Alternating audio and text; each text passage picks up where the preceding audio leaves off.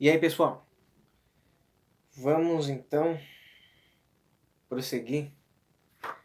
Boa tarde, boa noite, um bom dia. Esporadicamente, né? Quem for me ver. O marxismo cultural. Palavras de Alessandro Barreto Garcia. E vamos dar prosseguimento. Seguindo a máxima de Aristóteles. O bom começo é a metade, né? Vamos tocar então. O marxismo cultural. Para entendermos a exata influência do marxismo cultural na educação física, é preciso compreender que esse marxismo nasce com a escola de Frankfurt e os frankfurtianos, pelo qual funcionou como um instituto de pesquisa social. Citação de 2005 de Reale. Acredito eu, Miguel Reale Júnior, se não me engano. Pode ser. E antissério. Para o professor Olavo de Carvalho, sua fundação teve ajuda direta de Felix Weil e seu primeiro colaborador e diretor foi Karl Grunberg. Segundo o professor, aponta que Félix achava muito lógico usar o dinheiro que seu pai acumulara no comércio de cereais como um instrumento para destruir, junto com sua própria fortuna doméstica, a de todos os demais burgueses. Professor Olavo, 2002, quer dizer que grande parte dos chamados revolucionários são burgueses brincando com o dinheiro do papai. Pai, em 2005, explica que Weil estava a serviço dos soviéticos desde o início, pois mantém relações com os chamados revisionistas, entre aspas, da social-democracia, corteja a liderança comunista, paga generosamente as contas de pessoas influentes nesses diversos grupos, financiou a primeira edição de História e Consciência de Classe, de George Lukács, um grande expoente do socialismo e do comunismo. Mas pretende talvez perpetuar sua memória com a criação do que viria a ser denominado de Instituto de Pesquisa Social. Concebeu o segundo modelo das fundações norte-americanas, dotando-o de um fundo milionário que permitiria viver de rendimentos. Esses eram tão abundantes que, tendo o Instituto que ia migrar para os Estados Unidos devido à ascensão do nazismo, recusou integrar-se para a Universidade de Colômbia. Muito provavelmente isso limitaria sua liberdade de atuar como linha auxiliar da política externa soviética, o que vinha fazendo de forma muito criativa e inteligente. Paim, 2005, na página 318.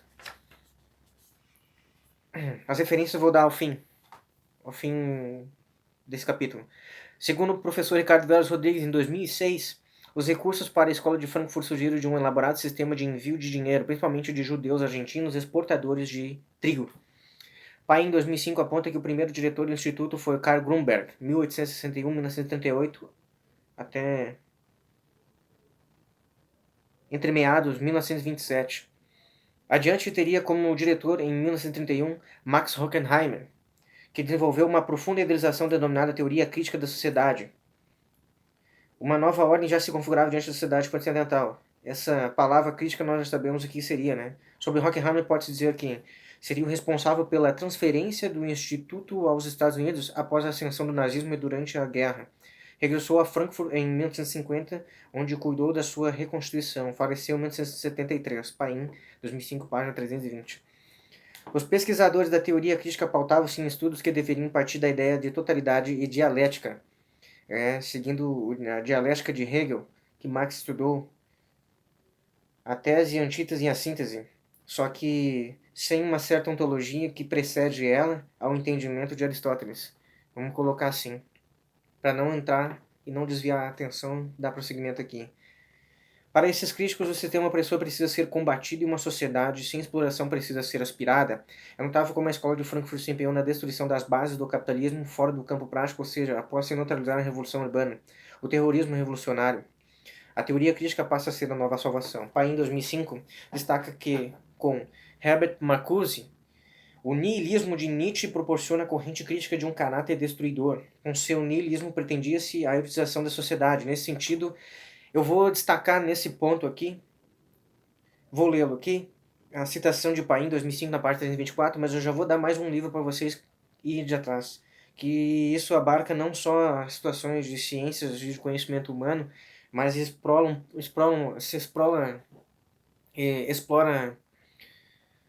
uma situação cultural nessa mudança. Encontra em Freud a indicação de que existiria um homem, um instinto voltado à felicidade e liberdade, com base no que poderia ser alcançado, o que chama de desalienação da libido e do trabalho, entre aspas, cuja expressão maior seria liberdade sexual. Muito bem. Pesquisem na internet, com certeza vocês vão encontrar, e quem quer obter a parte física também seria excelente. Eu recomendo a vocês O Declínio da Cultura Ocidental, de Alan Bloom, um dos descendentes da escola de Leo Strauss. E vocês vão compreender sobre as mudanças culturais. Dando prosseguimento, Marcuse enxerga os hippies e Beatniks como uma nova classe revolucionária na qual substitui o trabalho por sexo. Muito bem, a erotização desenfreada estava acontecendo já, e eles utilizariam dela para fins revolucionários. Num prosseguimento. E toda a base conservadora pela qual, segundo Marcuse, reprime o homem deveria ser eliminada. Como resultados práticos, observam seus objetivos de maio de 1968 na França, Paris, em 2005. Esses movimentos unidos ao campo político e sindical chegam a realidades devastadoras, tanto na França como no Brasil. Com a escola de Frankfurt, segundo o Reale Antissérie 2005, é possível observar sua configuração original em meio aos sistemas totalitários na Rússia, Alemanha e Itália. Nessa configuração nascem as teorias críticas, as tais teorias críticas nós sabemos o que seriam, né?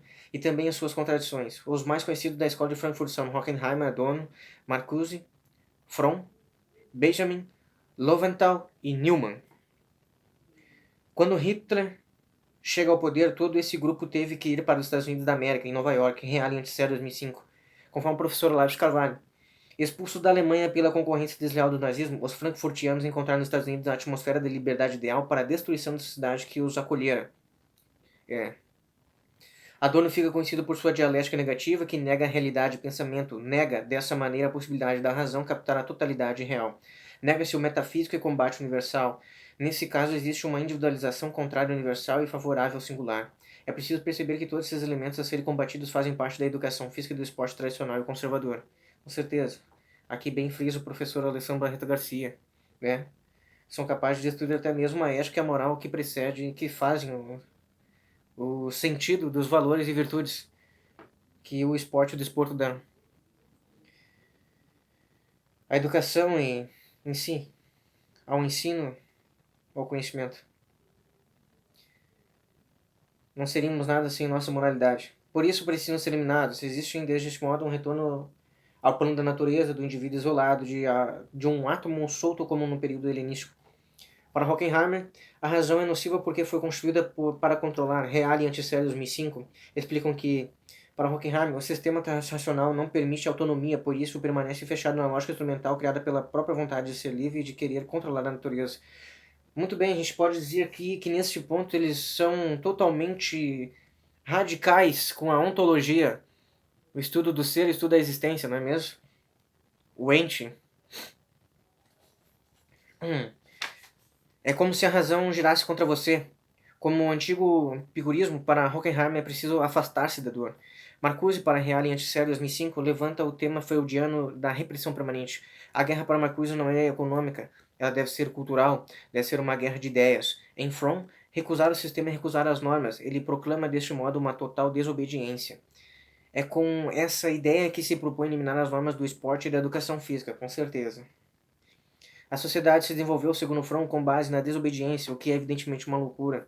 A desordem romana e seu fim em 486 d.C. se explica muito bem, pois a igreja durante a Idade Média prova exatamente o contrário. Esta mesma igreja recivilizou o Ocidente. Sem essa organização não haveria as unidades nacionais.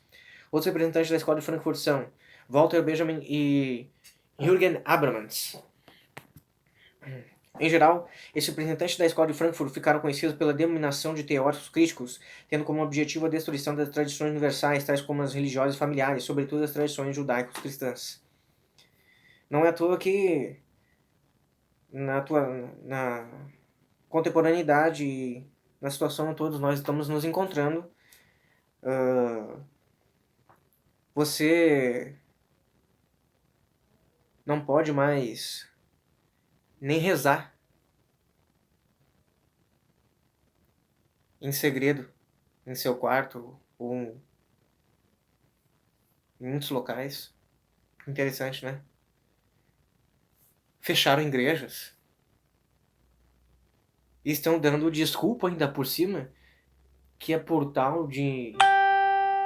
que é por segurança e saúde pública, não é mesmo? Isso é muito interessante, né? Incluindo também as tradições de educação física no campo educacional e cultural brasileiro, como bem aponta a Paola 2008. Os alicerces já começavam a ser abalados quando os teóricos percebiam, na disciplina de educação moral e cívica, certa mina de ouro. A infiltração. Ciente da possibilidade do uso de tais conhecimentos se infiltrarem em disciplinas de psicologia, história, ciências sociais, entre outras. Tudo, como descreve Paola 2008, para formar idiotas úteis ao partido, com certeza. Sabemos muito bem e temos todos os fatos já registrados. Assim, o comunismo cultural bate em sua porta, ensina seus filhos e destrói sua família. Antônio Gramsci na Itália exerce o mesmo empenho, conforme seus escritos do Cadernos do Cárcere. A cultura para esse autor é o ponto central. Ricardo Vaz Rodrigues, 2006. Indagava, então, em como planificar uma revolução socialista em um território enormemente diversificado, em classes sofisticadas. Isto ponto, Gramsci se debruça na ideia de poder e ocupação de espaço. Ela não deveria ocorrer por meio das armas, mas sim por meios ideológicos.